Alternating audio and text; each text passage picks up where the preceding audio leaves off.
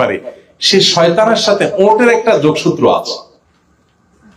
কিরকম শয়তানের সাথে যোগসূত্র?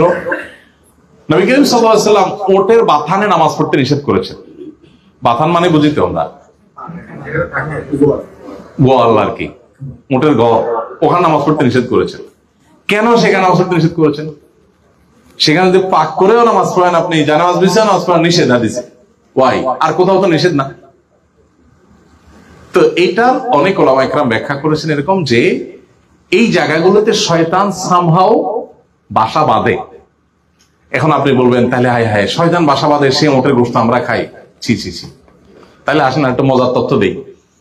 নবী সাল্লাল্লাহু আলাইহি ওয়াসাল্লাম বলেছেন তোমরা নাকে পানি দিয়ে নাক ঝাড়বা। কেন ঝাড়বা? বিশেষ করে ঘুম থেকে ওঠার পরে যখন ওযু করবে তখন।